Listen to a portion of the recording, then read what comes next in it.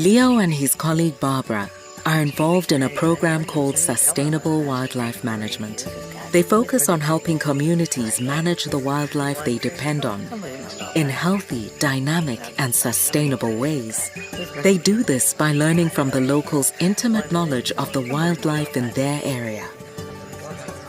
One day, upon returning from a trip with the local village hunters, Barbara is surprised to see her cousin Kobe in the village. Kobe lives in another village far away. Although Kobe seems happy to see her, Barbara can sense something is wrong. That evening, Kobe tells Barbara that although he understands that wildlife numbers go up and down from year to year, there has been a noticeable drop in numbers for a long time now. This means village hunters must travel further to hunt. Barbara shares Kobe's concern. Having a stable wildlife population that doesn't decline in the long term is vital to serving the community's needs and maintaining a healthy natural environment. But finding a balance between the two can be difficult. Kobe tells Barbara he has a young son back home and is worried about his future. Barbara says she and Leo will look into it. A few days later, they return with Kobe to his village and immediately start looking into the possible causes for the decline in wildlife. Barbara speaks to the farmers in the area. If forests have been cut to make room for agriculture or timber plantations, this could be part of the problem. Meanwhile, Leo speaks to the local elders to find out whether the number of people in the villages have grown. If there are more people, there will be a tendency to kill more wild animals to eat. But Leo is told that the villages have not grown much as some of the young people have left to look for work and study in nearby towns. Leo and Barbara know that the drop in wildlife numbers could have resulted from a number of other factors. They explore the possibility of overhunting by the villagemen, perhaps for selling the meat to other communities or towns, or even to extractive industry camps in the area. Indeed, while talking to local hunters, they hear of a nearby area where there has been some logging activities. Activities like these can have a great impact on wildlife, and Leo and Barbara decide it's definitely worth looking into. But they soon realize there's a much bigger problem. On their way to the logging concession, Kobe sees something out of the ordinary and asks Leo to stop. He notices that a small dirt track which forked from the main road has been upgraded since the last time he was in the area. He asks Leo to drive down the road. Not only has the road been upgraded, but smaller dirt tracks now fork into the forest. Leo and Barbara have seen this problem before.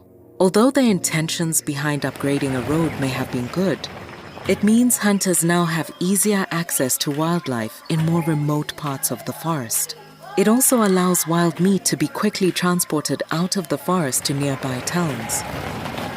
And it presents new opportunities for illegal loggers and miners too. While driving down one of the new roads, they see two hunters returning from the forest and approach them.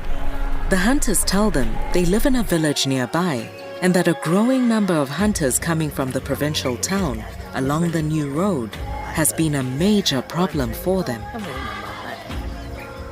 Leo, Barbara, and Kobe realize that the opening of new roads is quite possibly the main reason for the region's decline in wildlife. Back at the village, Kobe tells the elders what they have found. One of the elders suggests asking some of the young men to patrol the area. Kobe says that the road and side tracks cover a large area, which will be difficult to guard. The village elder takes a moment to think about what Leo has said. He says a meeting must take place as soon as possible and invites all the leaders and village hunters from neighboring villages to attend. While sharing information at the meeting, the village leaders and hunters quickly realize that they all face similar challenges. The leaders draw up a map to highlight areas they are concerned about.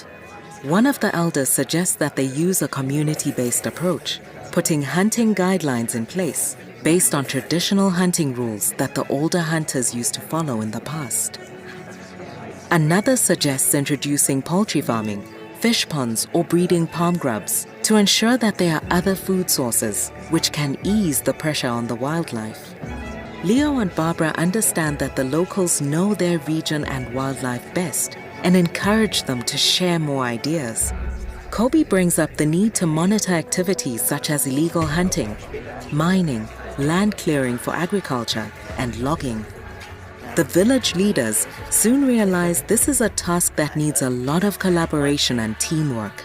Leo explains that it would be hard for one village to effectively manage this on their own, and that they all need to work together. Barbara explains the benefits of introducing a way in which the community can measure the numbers and trends over time of hunted wildlife populations, combining scientific and traditional knowledge. Everyone agrees this is a good idea.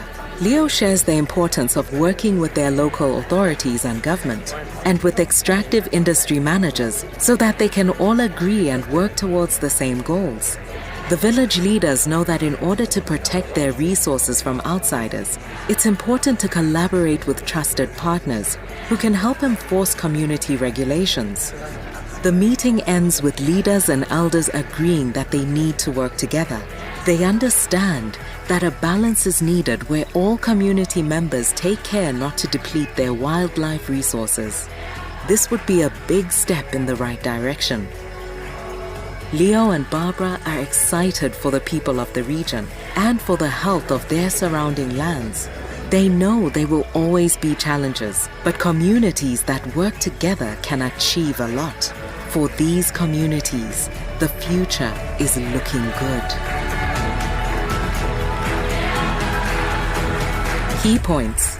Wildlife is a shared resource and will disappear if not managed well. It should be managed by local communities and their trusted partners. Management cannot be a solitary exercise.